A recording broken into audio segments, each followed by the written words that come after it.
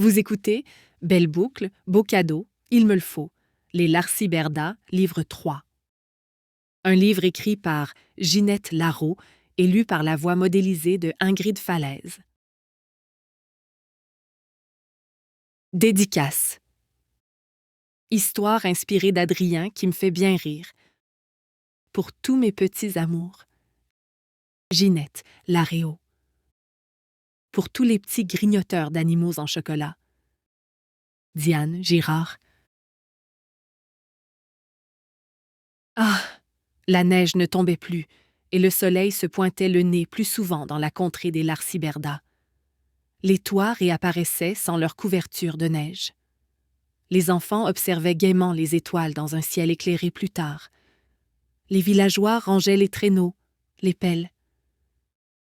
Les jolies dames craignaient moins de glisser en faisant claquer leurs talons hauts sur les pavés. Gitane, la maman, n'échappait pas à la règle. Elle aimait bien aller chez les marchands en se pavanant légèrement. À la maison, on bricolait en découpant dans le papier des ribambelles de poules, de lapins, de canards, de poussins. Les enfants songeaient aussi à ceux en chocolat qu'ils aimaient grignoter.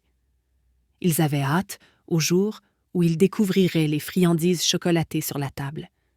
Ces gâteries étaient présentées dans de belles boîtes souvent décorées maison. Damien, l'aîné de la famille, un garçon charmant, aimait les fêtes.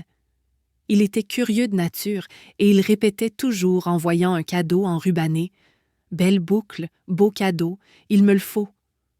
On aurait dit une formule magique.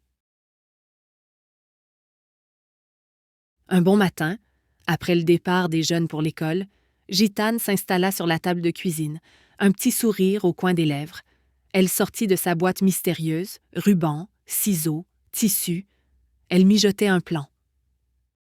Gitane partit ensuite et se rendit chez un marchand du village.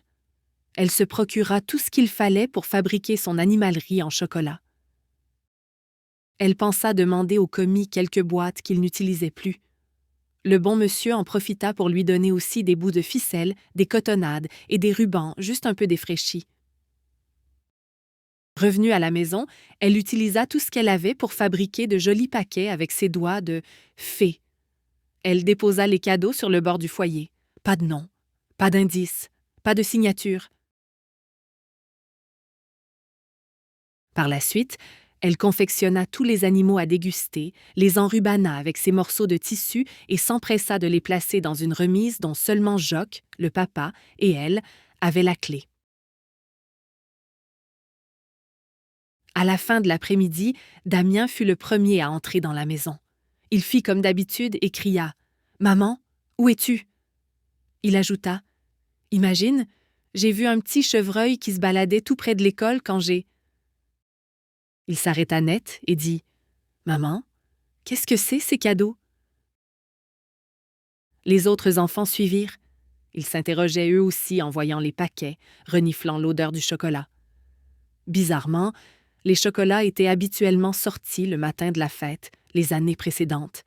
Ils n'étaient surtout pas placés près du foyer. Chocolat oblige.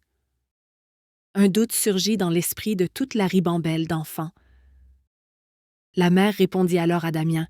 « Je suis allée chez le marchand, ce matin, et à mon retour, ces boîtes se trouvèrent posées là. Il y avait sur le coin de la table un papier chiffonné. » Damien le prit, et il lut « Belle boucle, beau cadeau, il me le faut. » Il en fut étonné, lui qui pensait être le seul à utiliser cette formule loin d'être magique. Ils oublièrent tous le parfum du chocolat, trop intrigués par les cadeaux venus de nulle part. Ce soir-là, dès que les enfants entendirent le papa se frotter les pieds sur le tapis de l'entrée, ils lui montrèrent les boîtes en bougeant leurs mains nerveusement, en clignant des yeux, en parlant tous en même temps. Damien supposa que ce fût Fée des Neiges qui voulait donner des jouets en surplus de l'hiver.